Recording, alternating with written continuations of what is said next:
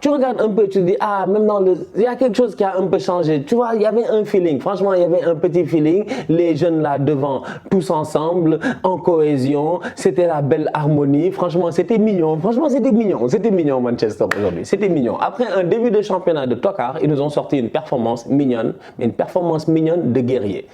On aurait dit Kirby, le dessin animé. Salam, salam, outsider. Le débrief commence maintenant. Manchester United l'emporte aujourd'hui 2-1 face à Liverpool. Franchement, on va être très sérieux. Je pense en toute honnêteté qu'aujourd'hui, on a assisté à un tournant dans ce club-là. Parce que Manchester United, depuis le début de la saison, c'était eux les tocards de la classe. C'était eux les nullards de la classe. Ils étaient derniers. Ils étaient incapables de s'en sortir. 2 matchs, 2 défaites. Il n'y avait rien qui allait là-bas. On regardait ce club-là et il y avait de quoi s'inquiéter. Cependant, aujourd'hui, la performance qu'ils viennent de sortir face à Liverpool est une performance qui, je pense, a surpris le monde entier. Elle a surpris le monde entier. Et malheureusement, j'ai peur. Je dis bien j'ai peur que cette performance-là signe, je dis bien, la fin de Cristiano Ronaldo. Parce qu'à un moment donné, je ne sais pas comment Cristiano Ronaldo se sent à l'intérieur de lui-même. Manchester a gagné 2-1, mais aujourd'hui, Ten Hag, il a pris un risque extraordinaire. C'est un risque, je dis bien, très très courageux. Il fallait oser mettre ce tocard de Maguire là où il mérite. C'est-à-dire que Maguire, dans un 4-3-3, dans un 4-2-3-1, dans un 3-4-3, dans n'importe quelle formation, je dis bien, tactique au monde, Maguire ne mérite qu'un seul poste. C'est le poste, je dis bien, sur le banc. C'est tout. Mais Cristiano Ronaldo, avec la carrière qu'il a fait, avec tout ce qu'il a accompli dans le football aujourd'hui, quand lui, il est sur le banc et que les boys qui sont sur le terrain, je parle là de Rashford, de Sancho, de Fernandes et tout, ils te sortent une top performance. Ils montrent qu'aujourd'hui, c'est leur équipe. En fait, moi, c'est la raison pour laquelle je dis, je m'inquiète pour Ronaldo. Les gars nous ont montré aujourd'hui que l'équipe là, c'est leur équipe à eux, qu'elle leur appartient à eux, que le futur, je dis bien, c'est le leur. Parce que sincèrement, toute honnêteté, Marcus Rashford que j'ai vu aujourd'hui, je n'avais pas vu Rashford aussi déterminé sur un terrain de football depuis très très longtemps. Ça, c'est Obama de 2008. Franchement, c'est incroyable. Mais Obama de Manchester, Marcus Rashford dès le début du match, juste dans le pressing, juste dans la volonté de vouloir être là à attaquer des ballons, à essayer de récupérer le ballon, juste dans l'attitude, je dis bien, il m'avait convaincu. Juste dans l'attitude, il m'avait convaincu. Franchement, Jadon Sancho, si tu regardes son match en tant que tel, la même chose. Les gars, dans le pressing synchronisé des joueurs de Manchester United, que ce soit Rashford, Sancho, Elanga, tout ça mené par Bruno Fernandes, j'ai envie de dire en toute honnêteté qu'aujourd'hui cette équipe-là s'est portée elle-même. Les boys ont porté l'équipe, ils ont montré que c'est leur équipe. Donc du coup, mon questionnement de début reste le même. Maguire, on s'en fout, mais Cristiano Ronaldo, si Anthony il arrive, en fait concrètement, Ten Hag, je pense qu'il a compris que ce n'est pas des tiki-taka, ce n'est pas l'Ajax d'Amsterdam ici. Tu n'es pas là pour poser le ballon, faire tourner, faire 35 passes avant d'arriver, je dis bien, à claquer un but. Ici, en Première Ligue, surtout avec cette équipe de Manchester United là, tu as besoin d'un jeu vif, un jeu rapide, un jeu direct. Et c'est ce qu'ils ont fait aujourd'hui. 1, 2, 3, ils lançaient les boys sur les côtés. Les boys étaient là en train de débouler dans le dos des défenseurs de Liverpool. Est-ce que Cristiano Ronaldo est adapté à ce jeu-là? Eric Ten Hag, de sa propre bouche, avant le match, il vient à la télé, les gars lui posent la question, pourquoi Ronaldo ne joue pas? Il dit, j'ai besoin d'une équipe pour presser, j'ai besoin de mettre de l'intensité, c'est la raison pour laquelle j'ai choisi les joueurs là. On a vu aujourd'hui que Liverpool s'est fait bouffer au pressing et dans l'intensité, ce qui est rare, parce que c'est Liverpool et vous connaissez Liverpool. C'est la raison pour laquelle je dis qu'aujourd'hui, United a gagné 2-1. Les tocards là, ils nous ont tous surpris. Mais moi, tout mon problème, c'est Cristiano en fait. Cristiano, est-ce qu'il peut accepter de rester sur le banc pendant toute une saison et d'être un joueur de changement? Je sais pas. Franchement, dites-moi s'il vous plaît. Bruno Fernandes, avant l'arrivée de Cristiano Ronaldo, il avait réussi, je dis bien, à claquer près de 30 buts. Il était extraordinaire. Les passes décisives, j'en parle même pas. C'est lui qui portait cette équipe-là. On se rappelle tous de l'arrivée de Bruno Fernandes à Manchester United. Dès qu'il est arrivé, il a commencé à être le meilleur buteur. Donc à un moment donné, je regarde ça et je me dis, quand Ronaldo est arrivé, on s'est rendu compte plus tard que les statistiques de Bruno Fernandes avaient chuté de plus de 50%. Aujourd'hui, Bruno Fernandes, il est sur le terrain, mais franchement, tout honnêteté, honnêteté, c'était ça, c'était son équipe. C'était lui le patron. C'était vraiment lui le patron. C'était lui le patron. Et on dirait qu'il était libéré. Comme je dis encore, aujourd'hui, c'est pas tant United. C'est Cristiano. Voilà, moi, Cristiano, là, ça, j'aime pas ça. Franchement, j'aime pas ça. Entre nous, moi, j'aime pas ça. C'est mon avis honnête, hein, j'aime pas ça. Moi, j'aurais aimé voir. Je préfère voir Cristiano titulaire au Sporting. On le regarde de temps en temps, que de voir Cristiano rentrer à la 85e minute. Parce que là, les boys, le match qu'ils ont fait aujourd'hui, ce n'est pas des enfants qui ont envie d'aller sur le banc. Moi, je ne vois pas Rashford aller sur le banc. Je ne vois pas Sancho aller sur le banc. Je ne vois pas, je dis bien, Anthony Martial continuer à peut-être rester sur le banc. Il y a tellement de gars, de jeunes joueurs qui ont envie de se prouver dans cette équipe-là qu'il y a de quoi s'inquiéter, franchement. Franchement. Et Bruno Fernandes derrière, il sort une très très belle fiche, très très bon match de sa part. C'est beaucoup d'intensité. En fait, aujourd'hui, United, moi, ce qui m'a plu, c'est de l'intensité. C'est ce qui leur manquait lors du premier match à domicile. Il n'y avait pas d'intensité. Ils étaient amorphes, ils étaient à domicile, ils se sont fait marcher dessus. C'était pas normal. Aujourd'hui, il y avait de l'envie, de l'intensité, de l'abnégation, du sacrifice. Il y avait tellement de choses qui ont fait que le match ne pouvait finir que comme ça. Que sincèrement, toute honnêteté, je le dis encore une fois, bah, bravo aux jeunes de Manchester United, parce que sincèrement, à United, quand Ten Hag est arrivé, il n'y avait pas d'eau, il n'y avait pas de ciment, il n'y avait pas de maçon, il n'y avait pas de ressources humaines. Mais bizarrement, durant cette semaine, on dirait que Casemiro, il est venu de Madrid avec de l'eau, du ciment, des ressources humaines. Parce que Casemiro, il est arrivé et les choses ont commencé à marcher. J'ai hâte de voir le prochain match de cette équipe-là. Du côté de Liverpool, il va falloir rappeler à Jürgen Klopp quand même que je ne sais pas ce qui se passe. Il a oublié son championnat ou quoi? Klopp, sincèrement, gère-toi. Klopp, gère-toi. Klopp, la semaine passée, j'étais pas là, j'avais pas le temps. Tu as joué contre Crystal Palace. Si je ne me trompe pas, Fabinho a fait un bon match. Que fait Fabinho sur le banc? Comment peux-tu venir aujourd'hui face à Manchester United à Old Trafford? Même si United, ils sont nuls, ils sont pas bons, ils sont pas en forme, mais ne viens pas, s'il te plaît, avec ce milieu-là. Elliott, Henderson, James Milner, mais c'était un milieu suicidaire parce que Elliott, Henderson et James Milner se sont fait bouffer par McTominay. Tout seul, je ne compte même pas Eriksen. Ne venez pas compter Eriksen, s'il vous plaît. Même si Eriksen a fait une top performance aujourd'hui défensivement. Franchement, il est toujours là à être derrière Malacia, tout ça. Franchement, Eriksen, il donne...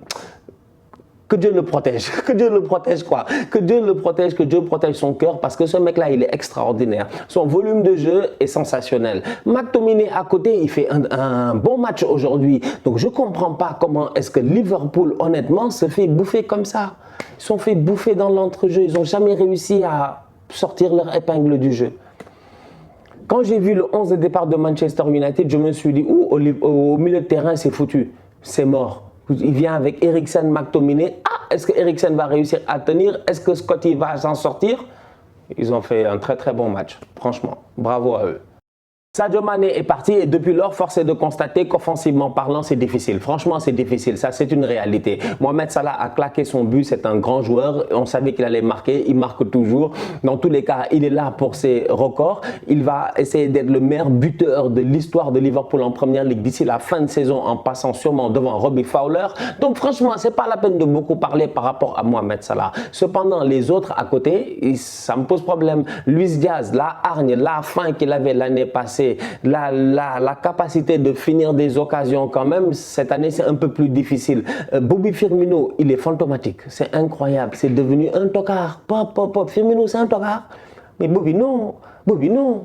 Bobby, non, non, on ne peut pas être là à dire Bobby c'est un tocard, Bobby, mais Bobby c'est un tocard, Bobby est trop nul, Bobby, les gars veulent jouer 1-2 avec lui, il ne suit même pas l'action, il est en retard, je ne sais pas, la passe est là, le ballon est là, Firmino est là en train de rêver. La passe est magnifique, fait une reprise de volée, il y avait un temps où Firmino, il descendait les ballons, il driblait les gars, il faisait semblant d'être aveugle, je te dis, il rentre au Brésil, il revenait, il claquait son but.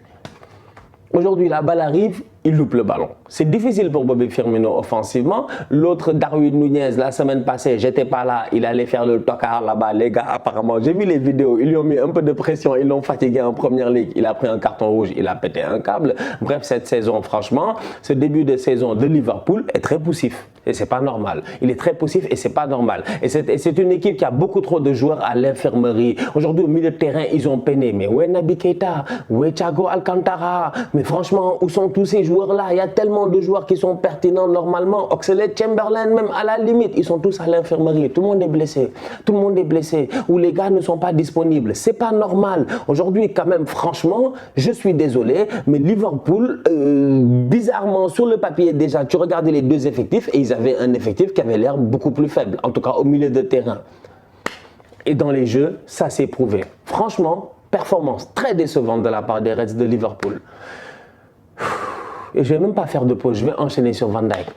Van Dijk aussi, il nous fatigue, il est trop nul. En fait, la vérité, elle est là, c'est que Van Dijk, il faut lui dire la vérité. Van Dijk, la première saison, quand il est arrivé de Southampton, là, bon, déjà, Southampton, ok. Il arrive de Southampton, il est bluffant, on est d'accord. Van Dijk, ok. Van Dijk, d'accord, c'est la classe, c'est l'assurance, c'est le calme, c'est le mastodonte. Mais s'il te plaît, à un moment donné, arrête de reculer comme Bonucci. Arrête de reculer comme Bonucci. Van Dijk, ne nous respecte pas. Van Dijk, s'il te plaît, aujourd'hui, quand Sancho, il est là en train de danser dans la surface de réparation, quand James Milner, il est en train de se donner à 2000%, en train d'essayer de contrer le ballon. Qu'est-ce que tu fais derrière, les bras croisés, en train de le regarder? On aurait dit un proviseur. Frère, s'il te plaît, gère-toi, sors sur le gars. Tacle le gars. Fais quelque chose. Ce tocard-là, il est là comme ça, les mains derrière, en train de regarder les gens comme ça. Van Dijk, franchement, il est décevant. Je suis désolé, ça. C'est une autre réalité.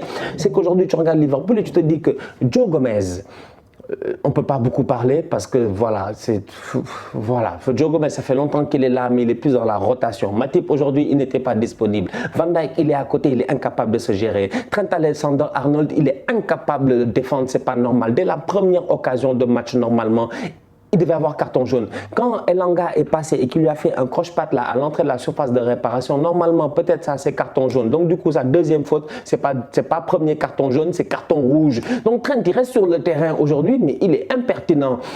Quelques passes offensives et tout, malheureusement, devant les gars ne se gèrent pas. Que veux-tu? Que veux-tu? Franchement, Liverpool, ils ont été anormalement faibles.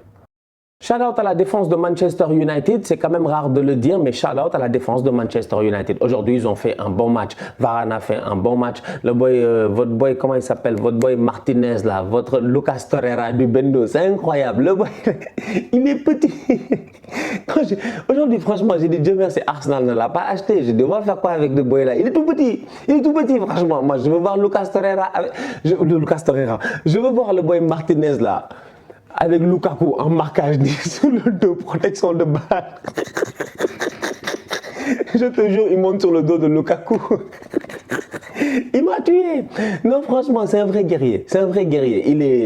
Il est volontaire, quoi. En première mi-temps, première occasion, James Milner, il est rentré. Il a fait un crochet ni entre les jambes. Je me suis dit, non, boy, Martinez, quand même. C'est pas James Milner qui va te dribbler. Mais derrière, Martinez a été très bon. Varane a été très bon. Malacia, c'est un guerrier. Malacia, c'est ça que Van Bissaka devait être. C'est ça qu'on pensait que Van Bissaka allait être. On pensait que Van Bissaka allait être Malacia. Mais Van Bissaka, comme il est malicieux, ce tocard-là, il n'est jamais devenu Malacia.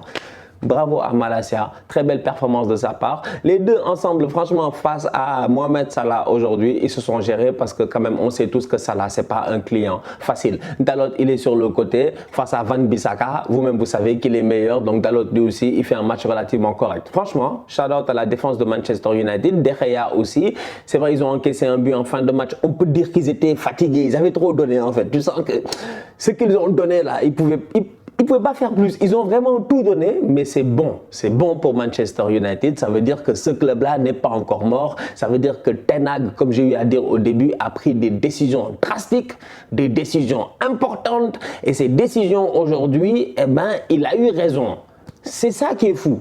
C'est qu'il aurait mis Maguire et Cristiano sur le banc. Il prend 4-0. Demain, les gars sont en train de le dégommer. Mais là, il est venu et pour la première fois, j'ai vu un Manchester qui avait l'air d'une équipe qui était plus ou moins nouvelle. Malacia qui joue, comment ça s'appelle, le boy Martinez qui continue à jouer. Dalot qui est là. Tu regardes un peu, tu te dis, ah, même dans il y a quelque chose qui a un peu changé. Tu vois, il y avait un feeling. Franchement, il y avait un petit feeling. Les jeunes là devant, tous ensemble, en cohésion. C'était la belle harmonie. Franchement, c'était mignon. Franchement, c'était mignon Manchester aujourd'hui, c'était mignon. Après un début de championnat de tocard, ils nous ont sorti une performance mignonne, mais une performance mignonne de guerrier. On aurait dit Kirby, le dessin animé. Bravo United. La famille, on se capte très bientôt pour un nouveau débrief. D'ici là, on continue à liker, on continue à partager, on s'abonne. On est ensemble, on reste en santé, c'est le plus important. Tous outsiders.